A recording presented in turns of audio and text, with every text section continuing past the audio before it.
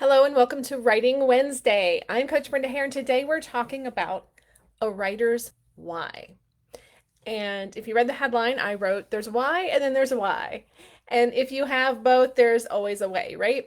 So, what does all that mean? It sounds like I'm talking in circles, and I promise you that I'm not. So, the topic came up yesterday. I was on a podcast, and we were talking about different things, and the host kind of asked a question that just spurred this thought to me. And we were talking about the characteristics that it takes to get your book across the finish line. And what does that look like? What are the characteristics? What kind of person can do it? What kind of person makes a great client? That kind of thing. And it really stirred the why for me. And so if you're here and you have a why, before I dive too deep, first of all, let me know where you're watching from, and maybe if you know your why, let me know your why. I'll let you know a little bit of my why, and then maybe this will kind of help you gather your thoughts a little bit. So let me take a sip for real quick.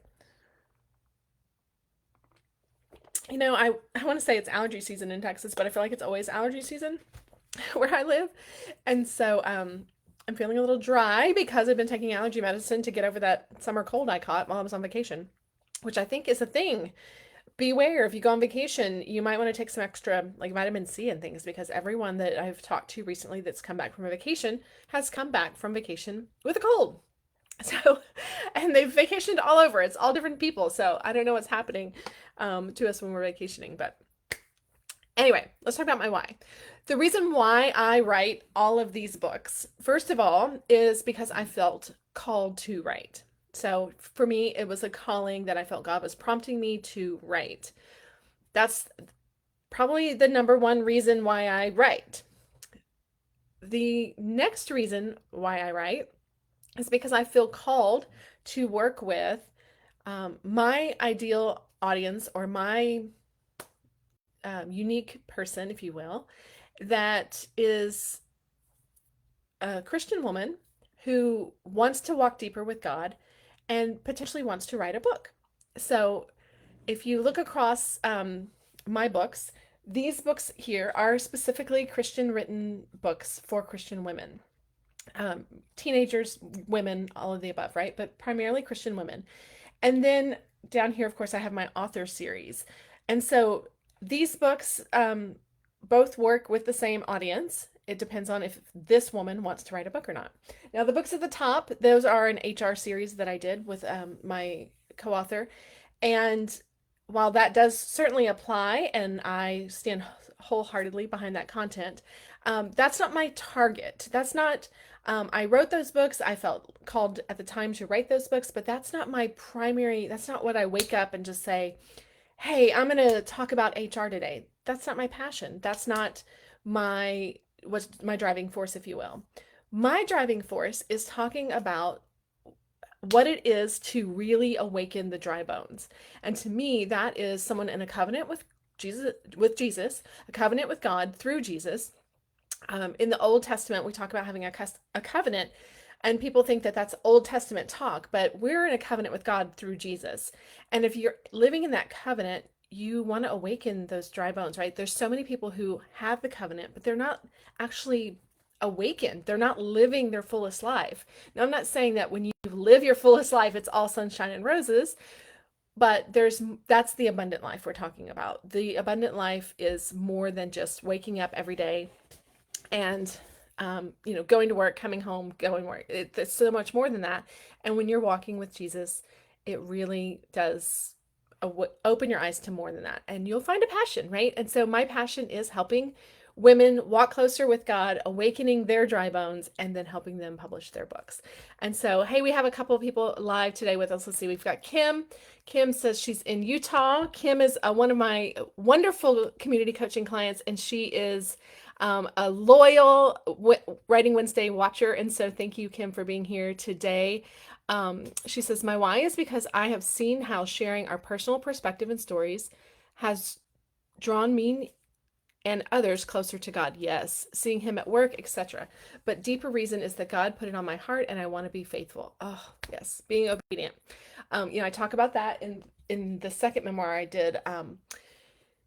It's, the subtitle is boldly responding to encountering God. I'm going to pick up my puppy dog here. She had surgery yesterday, and so she's not supposed to be jumping, and hopefully she'll sit nice and still for us today. But she's got her little vest on. Let me show y'all. She looks so cute.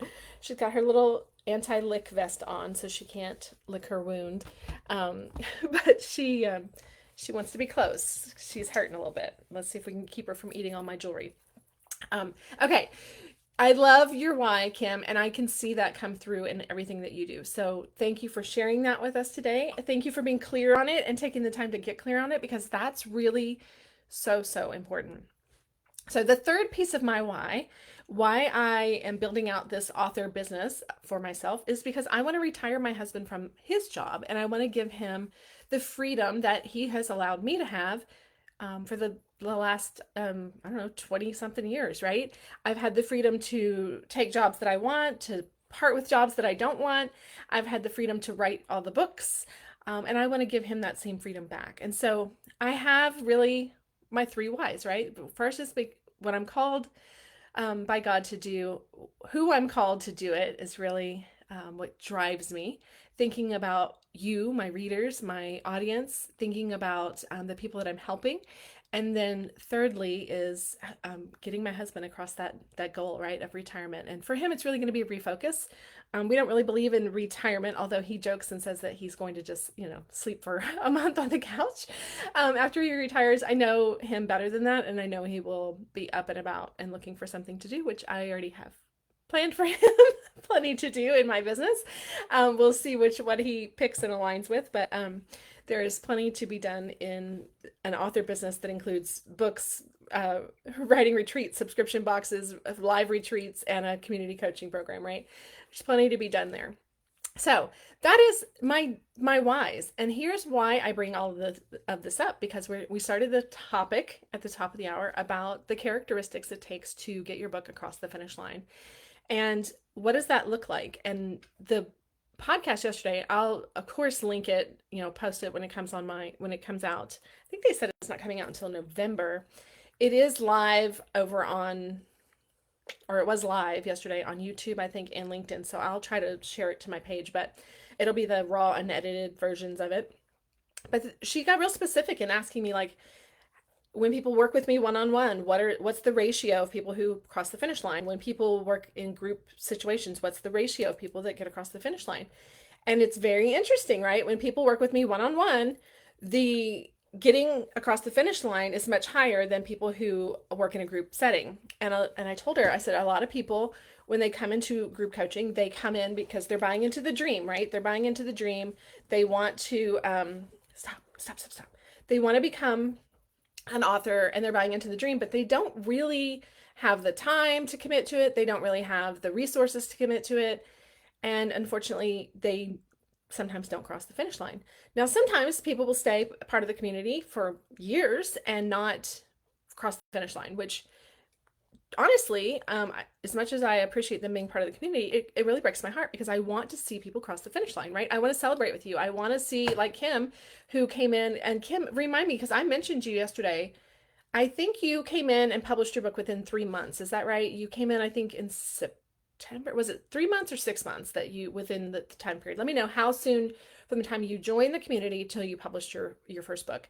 And now you're working on your second. So, Kim possesses all the characteristics that I was talking about yesterday. She is really, like, when you look at ideal clients, Kim is one of my ideal clients. She does the work, she shows up, she asks the right questions, she shows up when she doesn't have questions, right? She shows up just to learn and see if it sparks questions. She shows up with great questions, and she's looking to the next step while working on her, for her first book, while working on her second book. So Kim, congratulations, first of all, for being an action taker, because that's really the first characteristic. Someone has to be an action taker. They have to be a self-starter. They have to be willing to get up and show up.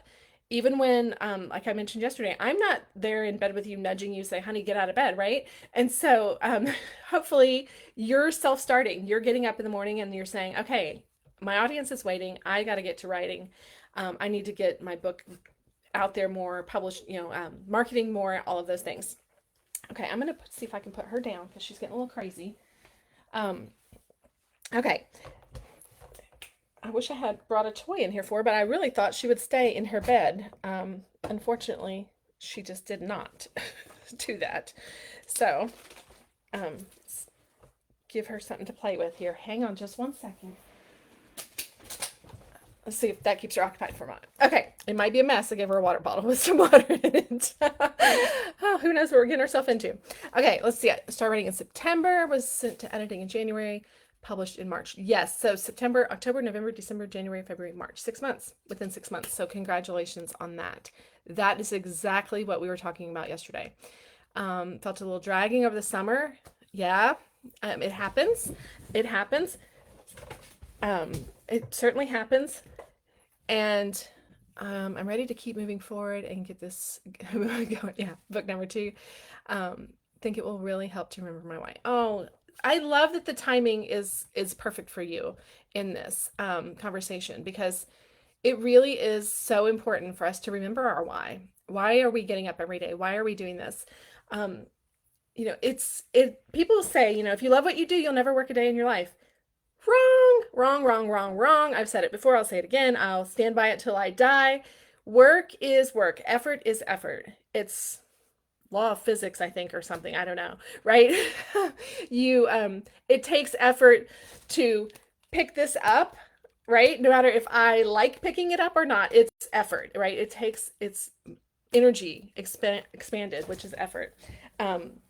Let me see what we got going on here. Okay, it takes effort, there's energy expanded, all of those things. And so it's the same thing with writing. If you love writing, if you love coaching, if you love all these things, it still takes effort, it still takes work. And so you have to have a reason to want to get up and do that work. And so I hope that you can remember your why, put it in front of you, focus on it more than you're focusing on the things that maybe you don't want to do. And this is what I really want you to focus on. And Kim, this is great for you where you are right now with your book. So when you're thinking about your why, or when you're thinking, let's back up. When you're thinking about like something you have to do for your current book, like marketing, which is every author's like, right? Unless you become a writer after you're a marketer, most writers hate marketing.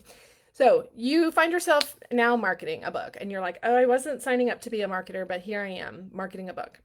So we often dread it. But if you think about like, what is my ideal reader? What is my audience? What do they need to hear from me today? What is it that I need to share with them today? And you just go forth with that. It becomes a lot easier. It's really just about being in the communication with them, about being in the relationship with them, and less about trying to sell them your book, right? Less about, hey, buy my book. Hey, buy my book. Like nobody wants that anyway. Nobody. I saw somebody do that yesterday, and in a group they wanted, like, I have this group that Texas authors can put their stuff in. And somebody, that was the first thing, like she put, hey, everybody buy this book. And I was like, decline. Like, I'm not going to allow you to put that in the group. Like, that's not the way to market your book. Tell me why I should be interested in this book. Tell me, like, give me some value. What is it about this book that's so grand that you're telling me I should buy it? And so think about that. Think about your audience. Think about your why. What is it they need? Why did you write the book in the first place? And then just tell them that. And it'll make all of your little tasks a whole lot easier to do. So back to the basics, right? Back to the basics. Get to your why, and you will, and remind yourself of it often, and you'll be a lot more productive. So any questions about your why? Maybe the other thing I would say about it is to guard it, right?